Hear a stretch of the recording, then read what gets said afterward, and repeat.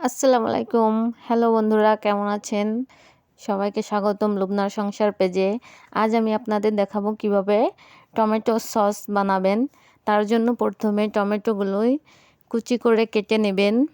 তারপরে কড়াইতে দিয়ে তার সঙ্গে রসুন, পেঁয়াজ আর শুকনা মরিচ দিয়ে সিদ্ধ করে নেবেন।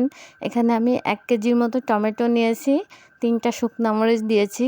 আপনাদের যার যেরকম প্রয়োজন সেরকম দিবেন।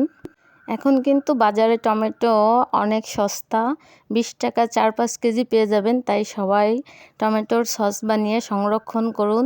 এই যে সিদ্ধ করা টমেটোগুলো যাদের ব্লেন্ডার আছে ব্লেন্ডার করে নেবেন, ব্লেন্ডার করে ছেঁকে নেবেন। আর যাদের ব্লেন্ডার নেই আমার মতো একটা জালি নিয়ে বসে যাবেন, চামচ দিয়ে এভাবে ডলে ডলে আস্তে আস্তে করে পেস্টগুলা বের করে ফেলবেন।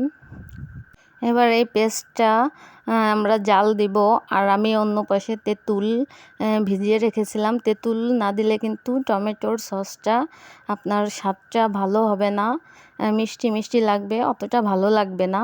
তারপর আমি তো জাল দিচ্ছি, এর ভেতর দিয়ে দিলাম লবণ আর চিনিটা যার যার ইচ্ছা মতো দিবেন, যে যেরকম মিষ্টি রাখতে চান। তারপর এই যে আস্তে আস্তে জাল দিতে দিতে একেবারে আপনি টানিয়ে ফেলবেন। যতটুকু পানি থাকবে টানানোর পরে দেখবেন এরকম যে ছিটতে থাকবে।